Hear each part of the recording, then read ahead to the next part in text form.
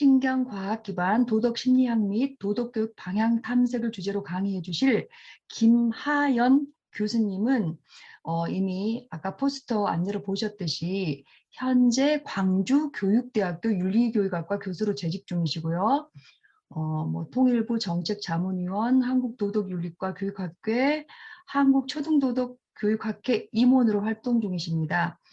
저서로는 평화교육, 신경과학과 교육, 세계의 시민교육, 도덕과 교제 연구 및 지도법, 또 대표 논문으로는 인지발달 이론에서 도덕발달 단계의 퇴행 문제, 비판적 신경과학의 도덕교육적 함의, 신경과학적 자아관에 대한 철학적 비판의 타당성과 한계 등이 있습니다.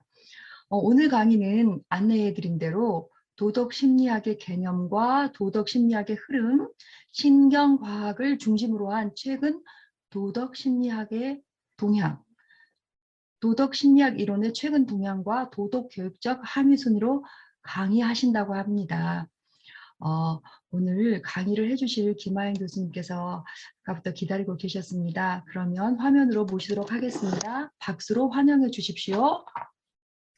광주교육대학교 윤리교육과에 재직 중인 김하연이라고 합니다. 말씀 잘 들리시나요, 선생님들? 네, 감사합니다.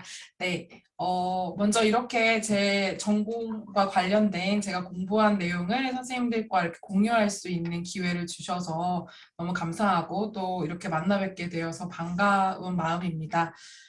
일단 저의 이제 강의 주제를 이제 먼저 소개를 잘 해주셨는데요. 오늘 저는 도덕심리학이 최근 이제 신경과학 기반으로 전개가 되고 그러한 신경과학 기반의 도덕심리학으로 인해서 도덕교육이 어떻게 변화하고 있는지 그런 부분에 대해서 석사 학위부터 시작해서 연구를 해왔고 그 부분에 대해서 조금 선생님들의 눈높이와 좀 관심이 가실 만한 부분들을 위주로 말씀을 드리고자 합니다. 그래서 오늘 잠시만요. 선생님들. 네, 잘 보입니다. 네, 감사합니다. 그래서 오늘 강의는 먼저 도덕교육도 그렇고 도덕심리학도 그렇고 선생님들께 조금 생소한 개념이실 수 있을 것 같아요. 대부분의 많은 선생님들이 이제 도덕교육에 대해서 부정적인 인식을 가지고 계신 분도 계시고 왜냐하면 이제 과거의 경험 때문에 이제 과거의 도덕교육은 아무래도 국민윤리교육이라고 해서 좀 반공교육, 뭐 안보교육 이런 것에 좀 경험을 갖고 계신 선생님들도 많고 또 때로는 너무 사회화 위주의 덕목교육 이런 걸로 이제 인식하고 계신 분들도 많이 계셔서 이 도덕교육 요즘 오늘날 하고 있는 도덕교육은 무엇이고 그 도덕교육의 핵심 배경 학문으로서 도덕심리학은 무엇인지 잠깐 언급을 해드리고 그리고 본격적으로 도덕심리학이 어떻게 전개되어 왔고 그 흐름 속에서 신경과학이 어떻게 진입하게 되었고 그로 인해 도덕교육이 어떻게 변화하고 있는지에 대해서 잠깐 말씀을 드리도록 하겠습니다. 그래서 먼저 도덕교육과 도덕과 교육에 대한 개념을 잠깐 말씀을 드리고 싶어요. 이 도덕과 교육과 도덕교육은 어떻게 차이가 있을까요? 이 도덕과 교육이라는 것은 도덕교과 교육입니다. 그래서 학교에서 형식적인 목적과 형태, 내용, 구성 이런 것들을 의도적으로 계획해서 교과의 형태로 실행하고 있는 도덕교육을 도덕교과 교육이라고 합니다. 그래서 사실상 이 도덕교육이 도덕과 교육보다 범위가 더 넓다라고 생각하시면 될 것 같아요. 이것은 도덕과 교육만이 아니라 선생님들께서 많이 접하고 계시는 이 다른 교과 교육도 마찬가지입니다. 뭐 사회교육, 음악교육, 미술교육 다 사회에서도 가정에서도 이루어질 수 있지만 교과의 형태로 학교에서 의도적으로 접근을 하는 교육을 교과 교육이다라고 이렇게 부르고 있습니다. 그래서 도덕교육이란 도덕교과 교육을 포함한 모든 형태의 도덕교육을 일컫는 말이고 그리고 이러한 도덕교육은 인간으로서 도덕적으로 살아갈 수 있는 능력을 신장하는 것을 목표로 하고 있습니다. 그런데 이제 이 도덕교육의 정의에 대해서는 많은 선생님들이 다 동의를 하실 텐데요. 문제는 이 도덕적으로 살아갈 수 있는 능력이 무엇인지 무엇을 도덕적으로 살아갈 수 있는 능력이라고 규정할 것인지에 대해서는 굉장히 쟁점이 되고 있어요. 과거에도 많은 선생님들께서 경험하셨던 반공교육이라던가 국가안보교육 같은 것들이 그때 그 시절에는 도덕적으로 살아갈 수 있는 능력으로 간주한 어떤 정치 집단이 있었을 수 있고, 또 실제로 그때의 어떤 가치관 혹은 사회 문화적인 상황 이런 것들이 고려되면서 좀 왜곡되기도 했고, 또 그때의 사회적 필요성에 의해서 결정되기도 했었습니다. 그래서 이 도덕교육에서 의미하는 도덕적으로 살아갈 수 있는 능력이 무엇을 의미하느냐에 대한 계속 고민을 하다 보면 이것이 바로 이 도덕교육의 방향을 결정을 하게 되고, 이 도덕교육의 방향이 바람직하게 가기 위해서는 어떤 질문에 대한 답을 구해야 하는가라는 질문을 하다 보면 이제 윤리학이라는 이 도덕교육의 핵심 배경 학문과 만나게 됩니다. 그래서 이 윤리학을 통해서 우리가 이 도덕교육의 목표를 결정하는데 많은 도움을 받고 있는데요. 이 윤리학이라고 하면 많은 선생님들께서 좀 따분해하시고 재미없어하고 좀 그런 좀 규범적인 내용들이 많아서 이렇게 좋아하지 않는 이 학생들도 많이 있는데요. 이 윤리학을 쉽게 말하면 철학의 분야 중에 도덕과 관련된 분야라고 생각하시면 될 것 같습니다. 그래서 윤리학의 다른 이름은 도덕 철학입니다. 그래서 이 도덕 철학은 인간의 행위와 관련된 규범을 탐구하는 학문인데요. 그러다 보니 이제 규범적인 내용에 대해서 그런 탐구를 좋아하는 친구들은 이 철학적인 윤리학적인 이 담론들을 잘 수용을 하는데, 이 좀 이렇게 정해진 것을 좋아하거나 사회과학적인 지식들을 좋아하는 친구들은 인문사회 계열에서도 이제 윤리 과목을 별로 좋아하지 않는 그런 모습을 보이곤 합니다. 이러한 윤리학이 어떤 학문인지 조금 더 구체적으로 말씀을 드리기 위해서 이 윤리학이 설정하고 있는 핵심 물음들을 좀 말씀을 드려보면요. 무엇이 선이고 또 무엇이 옳은 것이고, 우리는 어떻게 살아야 하고 또 무엇을 추구해야 하는가라는 질문에 대한 답을 굉장히 오랜 시간 동안 구해온 학문이 바로 이 도덕 철학입니다. 그런데 이런 도덕 철학이 도덕 심리학이라는, 오늘 살펴볼 도덕 심리학이라는 학문에 굉장히 큰 영향을 미칩니다. 그래서 이 도덕 철학은 아까 말씀드린 것처럼 인간이 어떻게 살아야 하는지, 무엇을 추구해야 하는지와 관련된 규범적인 옳고 그름, 선과 악 이런 것들을 고민을 한다면, 도덕 심리학이라는 학문은 심리학과 교육학을 포함해서 도덕적인 행위와 현상에 대한 경험적이고 기술적인 연구를 수행하는 분야입니다. 그래서 앞서서 봤던 윤리학은 상당히 규범성이 크다면, 이 심리학은 기술적이고 경험적인 근거들을 제시하는 그러한 학문인 것이죠. 그래서 이 도덕 심리학의 핵심 질문들은 우리 인간의 도덕성의 핵심 요소로는 무엇이 있는가? 심리학에서는 주로 오랜 시간 동안 인지, 아, 행동, 뭐 이러한 요소들을 네.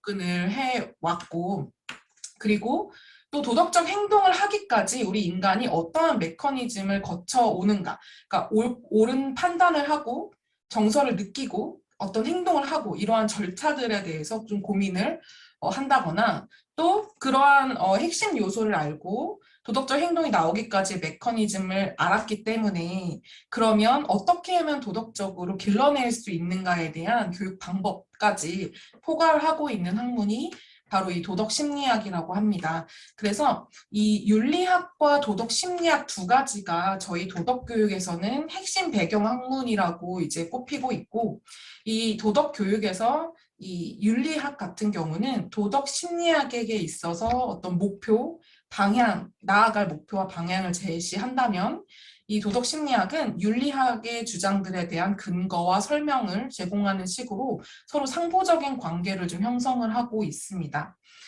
그런데 이제 윤리학적 주제들도 원래는 이 신경과학적인 논의가 도덕 심리학을 위주로 이 도덕 교육에 진입이 되었었는데요.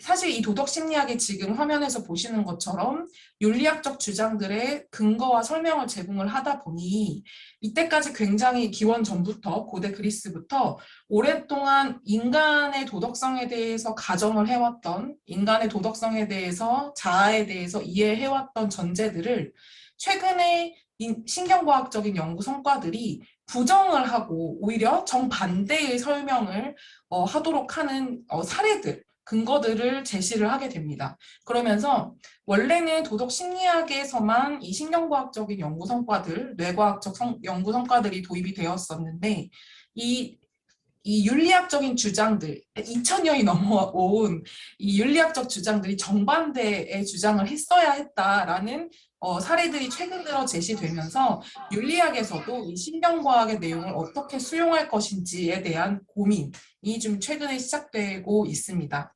그래서 이 윤리학적인 내용과 이 도덕 심리학적인 내용을 모두 설명드리면 좋은데, 저는 이제 윤리학 전공은 아니고 도덕 심리학 전공이다 보니 오늘 이제 도덕 심리학이 어떻게 전개되고 있는지를 중심으로 말씀을 드리도록 하겠습니다. 도덕 심리학은 크게 이렇게 인지혁명, 그 다음 정서혁명, 그리고 신경과학적인 연구 성과들에 의한 변화로 이렇게 흘러오고 있습니다. 인지혁명은 1930년대를 거의 방점을 찍고 이때부터 1950, 60년대까지 이 심리학의 가장 절대적인, 가장 권위 있는 이론으로 인정을 받는데요. 이때는 인간의 판단 능력, 추론 능력이 결국은 인간의 도덕성, 과 동일하다라는 관점을 가지고 출발을 합니다. 그런데 우리 오늘날에도 똑똑한 사람이 도덕적이진 않잖아요. 옳다고 판단한다고 해서 그걸 다 행동으로 옮기지 못하기 때문에 그러한 다양한 이 반증 사례들을 이제 직면하면서 1980년대에 정서혁명이 일어납니다. 그러니까 인간의 인지 능력만으로는 인간의 도덕성을 설명하기 어렵다. 그래서 인간이 아는 것, 판단한 것을 행동으로 이끌어내기 위해서는 어떤 기제가 필요한데 그 기제가 정서이고 이러한 정서가 오히려 도덕적인 행동에 훨씬 절대적인 영향을 미친다라고 주장을 하는 그리고 이러한 이론들은 그러니까 인지혁명이 기반을 하고 있었던 윤리학적 가정들은 선생님들 많이 들어보셨던 어떤 소크라테스, 플라톤, 아리스토텔레스로 시작해서 이제 뭐 데카르트라던가 칸트까지 이어지는 이러한 서양 철학의 합리론적 전통이었다면 정서혁명이 기반하고 있는 이론은 휴음과 같은 어떤 감정주의, 정서주의적인 철학적 사조에 기반을 하고 있었습니다. 그런데 이러한 정서혁명이 일어나면서 인지와 정서가 어떻게 보면 두 가지의 인간의 도덕성을 설명하는 중요한 기제로 등장을 하였는데 신경과학적인 연구 성과가 등장하면서 여기에 이제 균열이 생기기 시작합니다. 그리고 이러한 신경과학적인 연구 성과들은 정서혁명에 조금 더 힘을 실어주는 그러한 모습을 보이고 있습니다. 이에 대해서 이제 하나씩 구체적으로 말씀을 드려보도록 하겠습니다. 이 부분은 이렇게 막 구체적으로 보실 필요는 없지만 잠깐 방금 전에 인지혁명을 말씀드리는 과정에서 언급을 해드리고자 하는데요.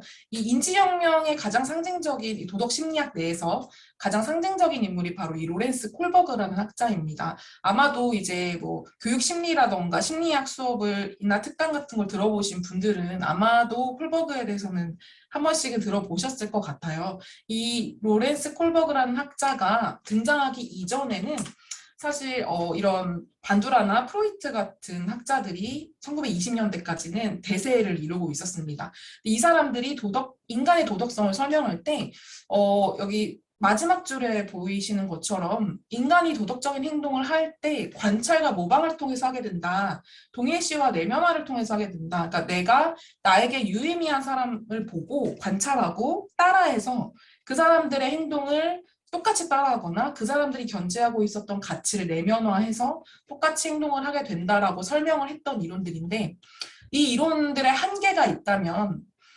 옳지 않은 행동도 이 메커니즘으로 설명이 가능한 거예요. 그러니까 도덕적인 행동만 관찰, 모방, 동일시 내면화를 통해서 할 수 있는 것이 아니고 옳지 않은 행동들 역시 이러한 원리로 학습을 할 수 있다 보니 앞서서 봤던 이 콜버그라는 학자가 이건 인간의 도덕적인 행동을 설명하는 데는 충분하지 않은 이론이다라는 문제의식을 갖게 되고, 그로 인해서 심리학이 옳고 그름이 무엇인가에 대한 논의를 포함해야 한다는 문제의식을 가지면서 도덕 철학과 도덕 심리학이 만나서 도덕 심리학이라는 학문이 등장을 하게 되거든요. 그래서 이 로렌스 콜버그라는 학자를 시작으로 이 도덕 심리학이라는 학문이 좀 꽃을 피우게 되었다라고 보시면 될 것 같습니다. 그리고 이 로렌스 콜버그라는 학자는 소크라테스부터 롤즈까지 이어지는 서양 철학의 합리론적 전통을 계승을 해서 피아제라는 이 스위스의 심리학자의 제자로서 인지 발달 이론을 더 체계화를 하고, 그래서 아까 전에 말씀드렸던 인지 혁명이 일어나게 됩니다. 그래서 이 피아제와 콜버그 같은 학자들은 이 서양 철학의 합리론적 전통에 기초하고 있기 때문에 인간의 도덕적 판단 능력을 곧 동일시해서 도덕성이라고 간주를 합니다. 그래서 인간의 도덕성을 파악하기 위해서는 인간이 어떻게 추론하는지, 어떻게 판단하는지를 보면 그 사람의 도덕성을 알 수 있다라고 이야기를 하는 거죠. 이게 바로 인지혁명의 가장 핵심적인 아이디어라고 보시면 될 것 같습니다. 그런데 그러다 보니 이 인지발달 이론이 등장하면서 도덕교육에는 첫 번째 쟁점이 이제 생기는데요. 그게 바로 이제 도덕적 판단 능력을 곧 도덕성이라고 볼 수 있는 것인가 라는 쟁점입니다. 그로 인해서 이 콜버그를 중심으로 한 첫 번째 쟁점은 스스로 판단하는 능력이 도덕성이냐, 혹은 이 사회에 잘 적응해서 살아가는 사람들이 도덕적이냐라는 첫 번째 이제 쟁점이 형성이 되고, 두 번째는 정말 도덕적 행동을 동기화하는 요소가 인지 능력이 맞냐, 판단 능력이 맞냐, 정서 능력 아니냐, 안다고 해서 행동하지 않는데 그런 지행 불일치의 사례들은 어떻게 해결할 수 있냐라는 반론을 제기하면서 이 정서, 인지냐 정서냐라는 두 번째 쟁점을 형성을 하고 있습니다. 그런데 최근에는 아까도 말씀드린 것처럼 이러한 정서혁명까지 이어지면서 세 번째 이제 신경과학적인 연구 성과들이 들어오며 새로운 패러다임을 형성을 하고 있는데요. 앞서서 살펴봤던 이런 인지냐 그러니까 발달이냐 사회화냐, 또 인지냐 정서냐, 이러한 쟁점은 그대로 가지고 가면서도 이 신경과학적인 연구 성과들, 그리고 이런 신경과학적인 연구 성과들이 제시하고 있는 어떤 도덕적 진화라던가 이러한 내용들이 도덕교육에 포함이 되면서 신경 도덕교육이라는 분야가 형성이 되기 시작했습니다. 그 중에서 저희는 오늘 신경과학에 대해서만 짤막하게 살펴보도록 하겠습니다. 혹시 이 조나선 하이트라는 학자 들어보셨나요? 처음 들어보시나요? 이 심리학 쪽에서는 아까 말씀드렸던 콜버그를 시작으로 했던 인지발달, 그러니까 인지혁명에 돌을 던진, 그러니까 소크라테스부터 이어졌던 그러한 인간의 합리론적 전통에 가정을 한 인지 위주의 인간에 대한 판단에 거의 반증 사례를 던져서 오늘날 굉장히 큰 혼란을 주고 있는 학자입니다. 이 사회적 직관주의 모델이라는 것을 제시를 했고, 굉장히 유명해서 우리나라에도 내한을 해서 강연을 한 적이 있어요. 그래서 저희 쪽에서는 사실 샌들만큼이나 마이클 샌들 왜 정의란 무엇인가 강의 굉장히 유명하잖아요. 그 강의를 하신 그분만큼이나 이 조나선 하이트가 상징적이고 굉장히 중요한 인물로 오늘날에는 꼽히고 있습니다. 그래서 이때까지 앞서서 잠깐 왜 콜버그라는 사람을 얘기하지라고 생각하셨을 수 있는데, 이 콜버그라는 사람이 주장했던 것에 대한 반증 사례를 신경과학적인 연구 성과를 통해 제 의문을 제기하는 사람이 바로 이 조나선 하이트이기 때문인데요. 이 사람이 이 도덕적 판단은 콜버그가 말한 것처럼 추론이 아니라 직관에 의존하고 있다라고 이야기를 합니다. 자, 그러면서 딜레마를 여러 가지 사용하면서 왜 우리가 직관에 의존해서 판단한다고 말할 수 있는지를 이렇게 사례를 들어 설명을 하거든요. 첫 번째가 이제 콜버그가 사용했던 이 딜레마를 먼저 제시를 합니다. 혹시 하인츠 딜레마 들어보셨나요, 선생님들? 하인츠 딜레마 처음 보시나요? 이 하인츠 딜레마는요, 콜버그가 이제 인간의 도덕 발달 능력을 판단하기 위해서 사용했던 인터뷰를 하면서 사용했던 이 딜레마 내용인데요. 한 유럽에 하인츠라는 사람이 살고 있는데 남자입니다. 이 남자가 하인츠인데요. 하인츠의 아내가 굉장히 희귀한 암에 걸려서 죽어가고 있습니다. 그런데 이 와이프를 살릴 수 있는 약을 약국의 약사가 팔고 있는 거예요. 그래서 가서 나에게 좀 달라고 했더니 2만 달러라고 합니다. 그래서 열심히 가서 돈을 벌어요. 근데 우리가 늘 열심히 돈을 번다고 돈이 이제 충족된 적이 없잖아요. 하인츠도 마찬가지로 벌어서는 잘 안 되는 거예요. 그래서 10,000달러를 벌어서 갑니다. 가서 나 10,000달러 벌었는데 10,000달러로 일단 약을 넘겨달라. 나머지는 외상으로 갚겠다. 했더니 약사가 안 된다고 합니다. 나는 이 약을 개발하기까지 너무 많은 노력과 시간과 돈이 들었다. 그래서 나는 이 약으로 돈을 많이 벌 거다. 너에게 줄 수 없다라고 거절을 합니다. 그래서 하인츠는 죽어가는 아내를 보다가 내가 이 약을 훔쳐야 하는가라는 고민에 휩싸이게 됩니다. 이게 바로 하인츠 딜레마의 내용인데요. 마지막으로 학생들에게 질문을 해요. 너가 하인츠라면 훔치겠니? 혹은 훔친 하인츠의 행동은 옳았니? 라고 물어보는 거예요. 그랬을 때 선생님들도 딱 들으셨을 때 내가 하인츠라면 약을 훔치겠다. 내가 하인츠라면 훔치지 않겠다. 왜라고 이제 근거를 제시를 하는 그런 추론을 하는 거죠. 선생님들도 방금 전에 이제 이 딜레마를 직면하시고 머릿속으로 답을 구하시고 그 근거를 제시를 하셨을 거예요, 나름대로. 그런데 이게 바로 이 하인츠의 딜레마가 바로 전형적인 도덕 딜레마라는 겁니다. 그러니까 즉 우리가 어떤 정말 도덕적인 이 쟁점들이 부딪히고 있는 도덕적인 쟁점이 이렇게 첨예하게 부딪히고 있는 상황에서는 옳고 그름을 판단해서 내가 생각했을 때 이게 왜 옳은지에 대한 근거를 제시하는 논리적인 추론을 한다는 거죠. 그런데 우리의 일상에서 직면하는 많은 도덕 문제는 이러한 전형적인 도덕 딜레마의 형태를 띠지 않는다라고 하면서 지금부터 굉장히 재미있는 딜레마를 제시하면서 이 조너선 하이트가 도덕적 판단의 본질은 직관에 있다라고 주장하는 그런 딜레마를 제시를 하는데요. 선생님은 지금부터 제가 4가지의 딜레마를 보여드릴 거예요. 그러면 오래 생각하지 마시고 즉각적으로 옳다, 그르다 이렇게 답을 내려주시면 될 것 같습니다. 먼저 첫 번째 딜레마를 보여드릴게요. 첫 번째는 바퀴벌레 주스 시나리오입니다.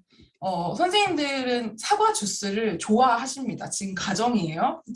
좋아하십니다. 여기 상자 안에 살균된 바퀴벌레가 있습니다. 실험실에 납품하는 업체로부터 가져온 바퀴벌레이고 이 바퀴벌레는 아주 깨끗한 환경에서 길러졌고 다시 멸균기에서 살균을 해서 어떠한 균도 남아있지 않도록 처리가 되었습니다. 그리고 이제 이 바퀴벌레를 선생님들이 좋아하시는 이 사과 주스에 담길 것입니다. 그리고 이 사과 주스를 한 모금 드시겠습니까? 드시겠습니까? 이렇게 판단을 아니신 분도 계시고 드신다고 하신 분도 계셨어요. 첫 번째 시나리오입니다. 두 번째 시나리오는요. 영혼 매매 계약 시나리오입니다. 자, 문서에는 나 김하연은 총 2달러를 받고 죽은 후 내 영혼을 스콧 머피에게 매도함을 이 문서로서 합의한다. 이 문서는 심리학 실험의 일부입니다. 이 계약은 어떤 식으로든 법적 효력이나 구속력을 갖지 않습니다. 라고 쓰여 있습니다. 서명 후에 곧바로 종이를 찢어버려도 되고요. 그렇게 하더라도 여전히 우리는 2달러를 받을 수 있습니다. 선생님들께서는 문서에 서명을 하시겠습니까? 약간 일관성이 있으신 것 같아요. 아까 싫다고 하신 분은 여전히 싫다고 하시고 좋다고 하신 분은 여전히 좋다고 하셨어요. 자, 세 번째 시나리오입니다. 불온한 시나리오라고 해서 이거 조금 더 감정을 더 자극하는 그런 시나리오인데요. 남매인 줄리와 마크는 함께 대학생이 된 기념으로 여행을 갑니다. 바닷가의 한 오두막집에서 밤을 보내게 된 둘은 잠자리를 함께하면 재미있을 것이라고 결정을 합니다. 줄리는 이미 피임약을 복용 중인 상태였지만 만일에 대비해서 마크도 피임 도구를 사용합니다. 두 사람은 모두 즐겁게 잠자리를 가졌지만 다시는 그러지 않기로 약속합니다. 마크와 줄리가 성관계를 맺은 것은 잘못입니까?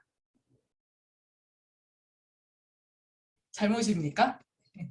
네, 근친상간의 사례죠. 아주 안전한, 누구에게도 피해를 주지 않은 아주 안전한 근친상간의 사례였습니다. 네 번째 딜레마를 보도록 하겠습니다. 제니퍼는 병원의 병리검사센터에서 일하는 채식주의자입니다. 그녀는 고기를 먹기 위해 일부러 동물을 죽이는 것이 도덕적으로 잘못된 일이라고 생각합니다. 어느 날 제니퍼는 시체를 소각하는 일을 맡게 되고 식용으로 문제가 없는 고기를 버리자니 아깝다는 생각이 듭니다. 제니퍼는 시체의 살을 한 조각 잘라서 집으로 가져온 후 요리를 해서 먹었습니다. 제니퍼의 행동은 잘못된 행동인가요? 네, 이제 섞이고 있네요. 동그라미를 하시는 선생님도 계시고 아니라고 가시는 선생님도 계신 것 같아요. 또 있어요. 끝도 없습니다. 더 있습니다. 네, 불온한 시나리오 세 번째는요. 국기로 병기를 청소하는 행위는 도덕적으로 옳은가 그른가? 라는 질문입니다. 국기로 병기를 청소하는 거예요. 청소할 수 있다. 혹은 국기인데? 약간 이런 정서적인 반응을 좀 유발을 하죠. 그 다음에 네 번째, 마지막 이제 불온한 시나리오인데요. 이거 실제로 이것도 이제 텍스트가 긴 사례인데요. 요약을 하면 어떤 남자가 마트에서 생닭을 사옵니다. 그리고 생닭을 사와서 다 이제 커튼을 치고 생닭과 성관계를 맺고 그리고 그것을 깨끗하게 씻어서 요리를 해서 먹습니다. 이것이 도덕적으로 옳은가요, 그른가요? 도덕적인가요? 도덕적인 문제인가요? 좀 헷갈리시죠? 그래서 지금 여기 제시되는 사례들이 다 도덕 딜레마는 좀 와는 다른 거예요. 그러니까 실제로 도덕적인 가치와 쟁점들이 첨예하게 부딪히는 이러한 하인츠 딜레마와 다르게 여기서는 지금 아내의 생명이라던가 약사의 권리라던가 뭐 이런 것들 하인츠가 도둑질을 해도 되는 것인가 이런 여러 가지 도덕적인 가치들이 부딪히고 있는데 바퀴벌레 주스 시나리오나 영혼 매매 계약 시나리오는 사실 도덕적인 가치와 관련이 없을 뿐만 완전히 없는데도 어떤 감정적인 불쾌감 같은 것들을 유발을 하죠. 그리고 불온한 시나리오 네 가지는 뭔가 도덕적인 것 같기도 하고 도덕적이지 않은 엄밀하게 생각해보면 누구도 피해를 받지 않았고 누구도 어떤 자신의 건강이라던가 사회적인 악 같은 것들을 행하지 않았는데도 뭔가 옳지 않다는 느낌을 우리에게 주는 거예요. 그래서 이 시나리오 네 가지를 이제 해결하는 과정에 fMRI를 활용한 뇌 과정을 촬영을 했더니 이제 이 조너슨 하이트가 발견한 것은 우리가 이 네 가지 불온한 시나리오를 해결하는 과정에 우리는 이것이 도덕적으로 옳다 그르다라고 이야기를 하지만 사실상 감정 반응이 일어나더라 라는 것을 발견을 하게 됩니다. 그래서 이 시나리오들의 의미는 도덕적으로 보일 수 있지만 사실 사회 문화적인 사회 문화적인 이슈들을 담고 있는 것이고 그리고 그 본질적인 것은 사회 문화적으로도 엄밀히 말하면 추론을 해보면 우리가 근친상간이니까 옳지 않아 병기를 청소하는 것은 옳지 않아 라고 하지만 왜 옳지 않습니까? 라고 질문을 했을 때 답을 하지 못한다는 거예요. 그래서 답을 하지 못하고 시간이 지난 후에 오히려 조금 이렇게 말더듬이 현상이 일어나면서 그것을 사후 정당화하는 그런 추론을 하면서 실제로 그 과정을 fMRI로 찍어보니 먼저 감정 반응이 일어나고 그 후에 사후 정당화를 할 때에서야 비로소 추론을 담당하는 대뇌의 부위가 활성화가 되더라는 겁니다.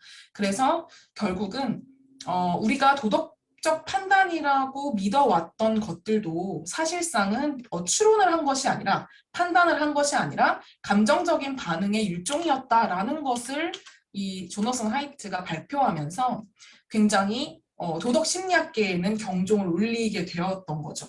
그래서 요약해서 말씀드리자면 전형적인 도덕 딜레마, 아까 하인츠 딜레마 같은 경우는 자신의 답변에 대한 논리적인 근거를 제시하면서 추론적인 판단의 특징을 보였다면 이 직감적 판단, 우리 불온한 시나리오와 영혼매매 계약이라던가 이러한 시나리오들은 감정적 거부 반응을 먼저 보이고 그에 대한 판단에 대한 근거를 제시할 것을 요청을 받을 때 말더듬이어서 잘 모르겠는데 좀 이상한데요? 이렇게 미국 사람들도 그랬다고 해요. 찝찝하다, 뭔가 옳지 않은 것 같다, 왠지는 모르겠다. 이러한 이야기들을 했다고 합니다. 그래서 이러한 상황들을 종합해서 조나선 하이트는 자신의 사회적 직관주의 모델이라는 것을 이렇게 발표를 하는데요. 이 그림을 보시면 우리는 늘 내가 판단을 했다고 믿고 있지만 사실은 자동화된 반응이었다. 자동화된 감정 반응이 우리가 믿고 있었던 도덕 판단이더라. 라고 이야기를 하면서 직관은 추론에 우선한다. 그리고 직관은 정서 반응을 동반한다. 그리고 도덕적 판단은 직관적인 형태로 도출이 되면서 추론은 사후 합리화에 기능할 뿐이다. 라고 하며 아까 전에 콜버그가 전제해왔던 소크라테스부터 콜버그까지 이어지는 이 2000년이 넘어가는 시간의 인류의 어떤 믿음, 인간의 도덕성에 대한 가정을 완전히 부셔버리는 그러한 근거들을 제시를 하게 되는 거죠. 그런데 선생님들께서도 근데 지금 아마 좀 찝찝하실 거예요. 이렇게 넘어가시기에. 왜냐하면 아까 전에 살펴봤던 것들이 진짜 도덕 문제인가? 라는 좀 의문이 드시는 선생님들 분명히 계실 거예요. 그래서 이 딜레마의 성격, 그리고 이 사용된 딜레마로 인한 잘못된 결론이다라고 주장을 하면서 하이트가 너무 추론의 역할을 그러니까 간과하고 직관을 너무 과대하게 해석했다라고 주장하는 학자가 등장을 하는데요. 그 사람이 바로 조슈아 그린이라는 사람입니다. 이 조슈아 그린이라는 분은요, 추론이 너무 사후 정당화만 한다라고 이제 하이트가 이야기를 한 것에 대해 비판을 하면서 추론은 판단에 직접 기능을 할 수 있다. 그리고 추론과 직관은 서로 경쟁할 수 있다. 그리고 마지막으로 제일 중요한 그린의 발견점은 감정이 얼마나 활성화되냐에 따라서 그 도덕 판단의 도출 형태가 직관적일지 추론적인 성격을 가질지를 결정한다. 그러니까 우리가 늘 하이트는 직관 반응이 거의 대부분이고 그에 대한 사후 정당화가 추론의 역할이라고 했다면 이 그린은 그 딜레마의 종류에 따라서 감정이 얼만큼 활성화되냐에 따라 판단이 직관적일 수도 있고 추론적일 수도 있다라는 주장을 하게 되는 겁니다. 그러면서 선생님들 아마 이건 들어보셨을 것 같아요. 트롤리 딜레마 혹시 들어보셨나요? 들어보신 선생님도 계시고 처음 보는 선생님도 계신 것 같아요. 이 유명한 트롤리 딜레마가 이 조슈아 그린이라는 사람이 사용한 딜레마입니다. 이 트롤리 딜레마에 보면요. 당신은 철로 옆에 서서 멈출 수 없는 트롤리가 철로를 향해 달려오고 있는 광경을 보고 있습니다. 트롤리가 이대로 계속 달리면 터널에 있어서 이제 터널 앞에 있는 사람들을 치게 되는데 그때 5명인 거죠. 그런데 만약 내가 선로를 바꾸게 되면서 옆에 있던 1명만 죽을 수 있는 그런 상황입니다.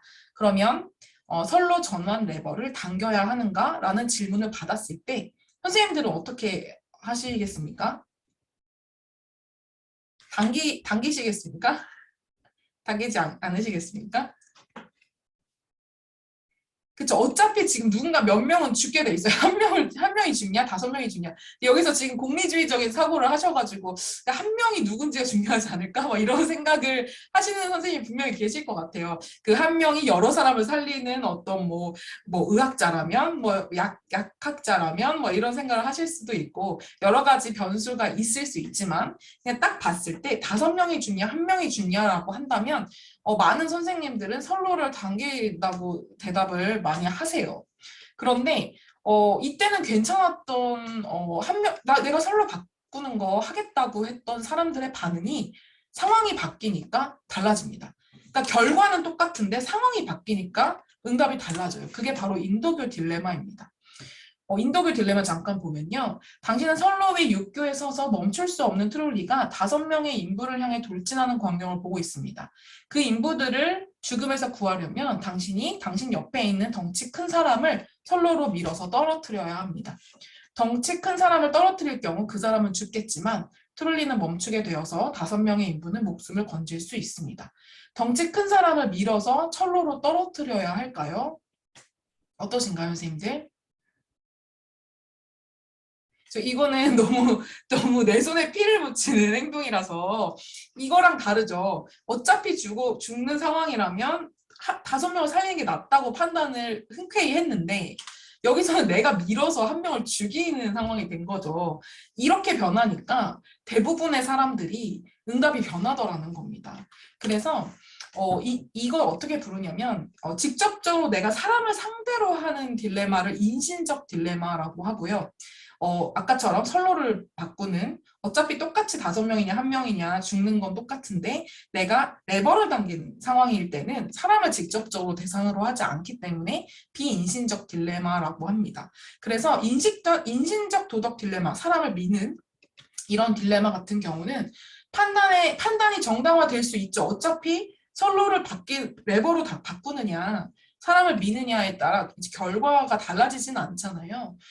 그래서 정당화가 가능함에도 불구하고 못하겠다라는 불승인의 감정을 유발을 한다는 것입니다. 그래서 이러한 인신적 딜레마와 비인신적 딜레마를 사용했을 때 이 뇌의 과정을 fMRI를 통해서 촬영을 해봤더니 비인신적 도덕 딜레마 상황, 그러니까 레버를 바꾸는 상황에서는 굉장히 추론적인 사고를 한다고 해요. 그런데 인신적 도덕 딜레마, 사람을 밀어서 내가 내 손에 피를 묻혀야 되는 상황이 됐을 때는 감정 처리를 담당하는 뇌의 부위가 활성화되더라는 겁니다. 그래서 이 조슈아 그린이 발견한 것은 감정의 활성화 정도에 따라서 도덕 판단의 형태가 달라지는 것이다. 우리가 늘 직관이 먼저고 그 다음에 추론을 하는 것이 아니고, 즉 하이트 너의 말은 너무 직관을 과대평가한 것이고, 우리는 감정이 활성화되는 정도에 따라서 이 감정 반응에 가까운 직관이냐 아니면 정말 추론에 가까운 도덕 판단을 하느냐로 이제 결정이 된다라고 하는 큰 발견을 합니다. 그래서 결국은 추론과 직관을 모두 동등하게 인정을 하는 이중 과정, 인간의 이 도덕 판단에는 이중 과정이 있다라는 이중 과정 모델을 제시를 하게 되고요. 이러한 그린이 옳다라고 손을 들어준 도덕 교육 이론가가 바로 나바에츠라는 학자입니다. 이제 이 조슈아 그린까지는 이제 정말 도덕 심리학의 논의였다면 이 도덕 심리학의 논의에서 교육학적인 논의를 추가한 학자가 나바에츠라는 학자인데요. 이 나바에츠는 그린의 손을 들어주면서 우리가 일상적으로 일어나는 도덕 판단에서 직관이 절대적인 비중을 차지하는 것은 아니다. 직관과 추론은 우선순위를 바꿔가면서 상호작용한다. 그리고 직관적 판단만에 의존하는 것은 좀 위험할 수 있다. 그리고 추론은 때로는 직관을 교정하기도 한다라고 하면서 예시로 노예제도 같은 것들을 예를 듭니다. 옛날에 우리가 100년 전만 해도, 이제 100년이 좀 넘어가네요. 150년 전만 해도 노예제도가 도덕적으로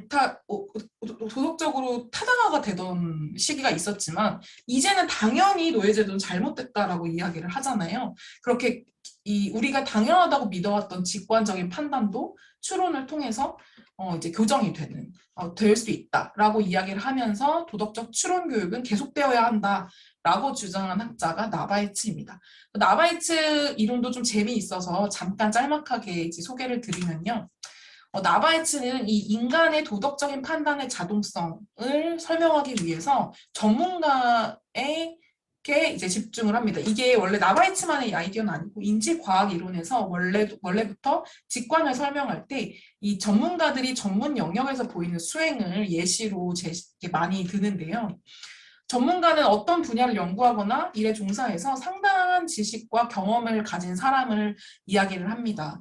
그래서 전문가와 초보자의 형태를 비교를 하는데 전문가는 초보자에 비해서 더 많은 지식을 가지고 더 많은 상황 맥락을 읽을 수 있고 또 더 많은 사용할 수 있는 기술들을 정교하게 가지고 있고 실제로 어떠한 어려움 속에서도 장애물이 오더라도 잘 수행해낼 수 있는 그러한 능력을 가졌다고 하죠. 그래서 예를 들면 많은 일상적인 행동에서는 운전을 예를 많이 듭니다. 우리가 처음에 운전을 할 때 막 정신 못 차리고 운전을 하잖아요. 막 사이드 미러 보고 악셀레이터 밟고 하나하나의 과정을 다 복기를 하면서 이렇게 집중해서 앞에 차만 보고 나의 차선만 보면서 그렇게 운전을 시작을 하잖아요. 그런데 이 운전도 계속된 시행착오와 반복된 수행을 거치다 보면 그 운전 행위가 자동화되면서 나중에는 전화를 하면서도 운전을 할 수 있고 어떤 사람들은 술을 먹고도 운전을 하는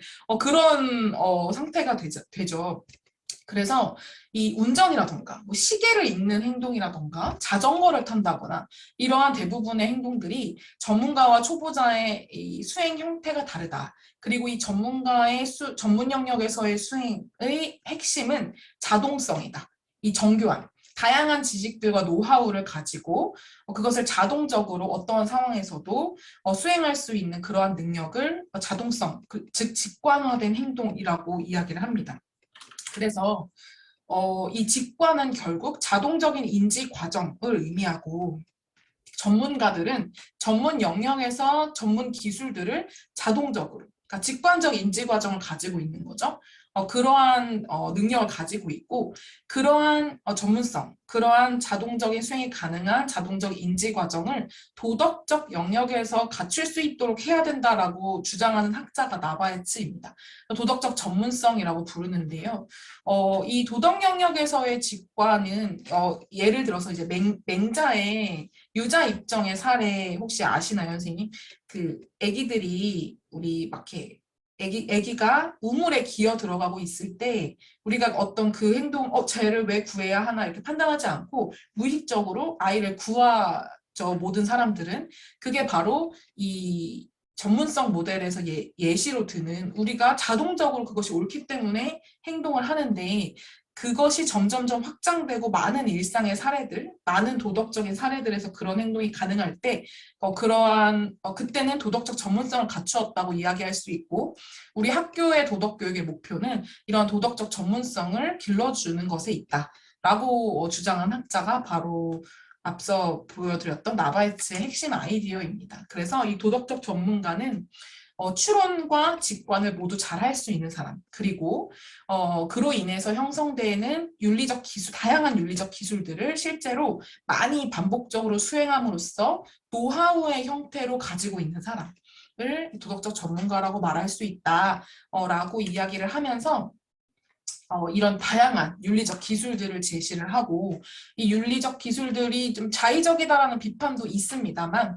이러한 윤리적 기술들을 자동화하여서 이제 핵심 역량화하면 우리의 개인적인 행복과 사회적 번영을 이룰 수 있다라고 주장하는 사람이 나바에츠고 그 과정을 신경과학적인 연구 성과들을 통해서 조금 서포팅을 하는 그러한 구조를 가지고 있습니다. 그래서 이제 앞서서 보았던 인지 발달 이론으로 인해서 인지 혁명으로 인해서 형성된 쟁점 외에 한 가지 더 쟁점이 추가되는데요. 그것이 바로 직관이냐 추론이냐입니다. 그래서 이제 하이트와 같은 학자들은 도덕 판단의 자동성에 조금 더 초점을 맞춰서 직관이 더 추론보다 우선한다라고 주장을 했다면 나바이츠나 그린은 이제 도덕교육 학자는 아니기 때문에 나바이츠 같은 경우는 이제 숙고의 결과로 직관이 형성되는 것이다. 전문성을 얘기를 하는 것처럼 우리가 계속 숙고함으로써 그것이 자동화되는 것이지 처음부터 직관화된 것은 아니다. 라고 하면서 추론은 여전히 중요하다라는 주장을 하고 있습니다. 여기까지가 이제 도덕 심리학의 이야기고요. 이제 마지막은 이제 비판적 신경과학이라는 분야가 등장을 했다는 것입니다. 그러니까 우리가 신경과학의 연구 성과들에 굉장히 대중적인 인기를 얻고 대중적인 인기가 더 그것을 신뢰하게 만드는 그런 분위기를 형성하는 것에 대해서 비판적 신경과학이라는 분야가 신흥 학문으로 등장하면서 좀 경계하자라는 목소리를 내게 되는데요. 이 비판적 신경과학 학자들은 대부분이 좀 철학자들이 많습니다. 그래서 제가 이제 공부를 하면서도 철학자들이 많이 불안한가 이런 생각을 하기도 했고 또 제가 또 윤리교육과 출신이다 보니까 또 철학자들의 말에 더 어떤 감화를 받는다고 해야 되나요? 철학자들이 말하는 것처럼 아직 인간의 자아와 인간의 도덕성에 대한 설명이 과학적으로만은 충분하지 않다라는 목소리에 저도 또 이제 설득이 될 때도 있더라고요. 그래서 그러한 입장들을 조금 이렇게 묶어서 오늘날 비판적 신경과학, 크리티컬 뉴로사이언스라는 분야가 이제 등장을 하게 됩니다. 이 비판적 신경과학은 행동과학 및 뇌과학의 발달로 인해서 과학 및 사회 전반에 제기된 사회 문화적 도전에 대응하는 반성적인 성격의 과학 철학입니다. 그래서 이제 지금의 현주소에 대해서 좀 비판적으로, 메타적으로 바라보는 그러한 성격을 갖고 있는데요.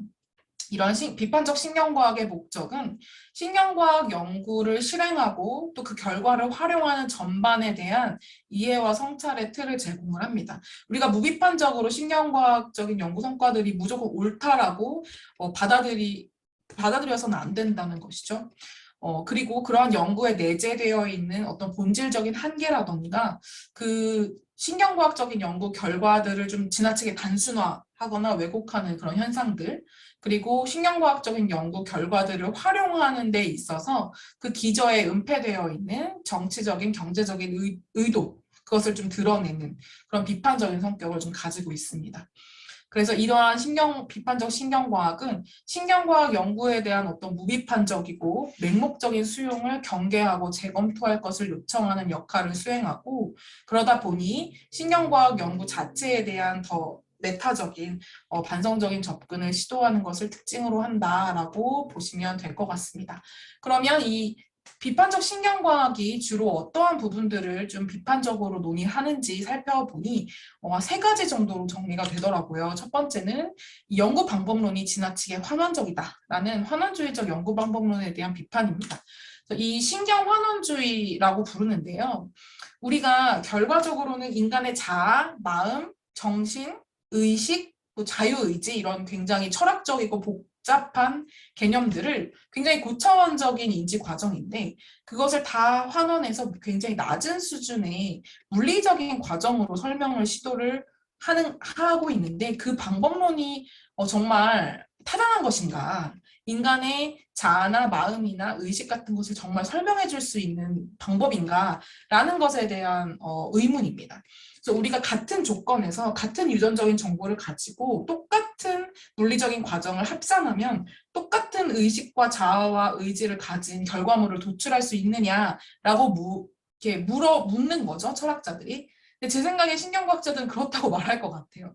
근데 이제 철학자들은 그렇지 않다. 굉장히 고차원적이고 많은 맥락들이 변수가 되고 있기 때문에 신경과학적인 가정들이 좀 잘못됐다 라고 비판을 합니다. 그래서 이 두 권의 책이 제일 유명해요, 선생님. 왼쪽이 시냅스와 자아라고 해서 자아가 곧 시냅스라는 주장을 하는 신경과학자들의 책이고요. 너무너무 어렵더라고요. 읽다 보니까 너무너무 어려워서 제가 다 소화를 하진 못했는데, 가장 대표적인 서적이고, 오른쪽은 나는 뇌가 아니다. 그러니까 왼쪽은 나를 곧 뇌라고 보는 입장이라면 나는 뇌가 아니라고 보는 입장이, 두 날선 입장들이 팽팽하게 좀 부딪히고 있다라고 보시면 될 것 같습니다. 두 번째는 신경 영상 기술이 불완전하다라는 것입니다. 이 오른쪽에 보시면 이게 fMRI라는 인간의 뇌 과정을 찍는 그러한 실험실의 도구인데요. fMRI를 통해서 찍을 수 있는 인간의 뇌의 과정은 상당히 협소하다는 겁니다. 격리된 실험실에서 고정된 자세로 뇌 스캔 영상 장치에 들어가서 경험하는 협소한 경험만을 촬영할 수 있다는 거죠. 그러니까 아까 전에도 우리 하이트가 어떤 딜레마를 제시했을 때 뇌의 과정을 찍었잖아요. 근데 그게 사실상은 이런 환경에서 찍었기 때문에 실제 우리가 일상을 살아가면서 직면하는 도덕적인 판단을 할 때의 뇌와 다를 수 있다는 거죠. 그리고 그럼에도 불구하고 이 fMRI가 보여주고 있는 이 데이터가 다른 형태의 실험 데이터보다 훨씬 더 현실적이고 믿을 만한 것이고 현실을 반영하고 있다라고 믿음을 주는 현상을 신경 현실주의라고 한다고 합니다. 그래서 이 신경 영상 기술이 불완전함에도 불구하고 우리 현실에는 이 신경 현실주의가 만연함에 따라서 맹목적으로 신경과학적 결과들을 수용하는 것이 아니냐라는 비판을 제기를 하고, 마지막으로 이제 이것은 사회, 경제, 정치적인 좀 비판적인 목소리를 내는 비판 이론가들의 의견인데요. 신경 가소성 혹은 신경 자아라는 관점이 신자유주의의 기조를 강화한다라는 이야기입니다. 선생님들 이미 특강을 많이 들으셔가지고 신경 가소성이 뭔지 뉴스에서도 많이 나오잖아요. 우리 신경은 계속된 환경의 변화에 민감하게 반응하면서 변화한다라고 이야기하고, 신경 자아는 그 뇌의 과정, 뇌의 상태를 나와 동일시하는 그런 입장입니다. 그래서 나와 의식은 곧 뇌의 과정과 동일하다라고 보는 관점인데 이 신경 가소성과 신경 자아는 결국 신경과학의 가장 기본이 되는 가정들이기 때문에 이러한 이론들은 결국 결합하면서 뇌를 계속 끊임없이 변화시킬 수 있기 때문에 우리는 변화시켜야 한다라는 책임을 부여를 받게 되고 그럼으로써 정말 신기하게도 이 뇌과학이나 뇌교육 같은 것들이 많이 대중화된 외국에서는 평생 교육이 같이 더 강화되고 평생 교육에 대한 의무를 많이 부여를 한다는 겁니다. 그래서 이러한 신경가소성과 신경자아 이론이 개인으로 하여금 자신의 자아와 뇌의 개발을 의무화하는 책임을 부여하는 그러한 작동을 기저에서 사회문화적, 정치적, 경제적 기저에서 작동하고 있다라고 주장을 하는 세 번째 비판이 있습니다. 그래서 여기까지가 이제 비판적 신경과학까지 온 지금 오늘날의 도덕 심리학의 신경과학적인 접근들이고 이러한 이론들, 이러한 도덕 심리학적인 흐름들에 기초해서 제가 생각해본 저희의 도덕교육 선생님들을 이제 들으시면 저는 이제 연구를 해야 되는 주제인데요. 이제 신경과학이 주는 도덕교육적 함의를 여전히 고민을 하면서도 도덕교육 안에서 일어나고 있는 신경 신화 현상, 그러니까 신경과학적 연구 성과들이 너무 절대적으로 옳다라고 믿는 이러한 현상들을 좀 경계를 하고 그럼에도 불구하고 또 신경과학적인 연구 결과들이 주는 시사점이나 객관적인 또 지표들이 있기 때문에 다양한 도덕교육 방법들이 신경과학을 통해서 어떻게 타당화될 수 있는지 그리고 또 타당화된 그 교육 방법들을 찾아내는 것, 접목하는 것 이런 것들이 또 이제 도덕교육의 역할 앞으로의 과제가 아닌가라고 생각해 보았습니다. 네, 오늘 발표는 여기까지 하도록 하겠습니다.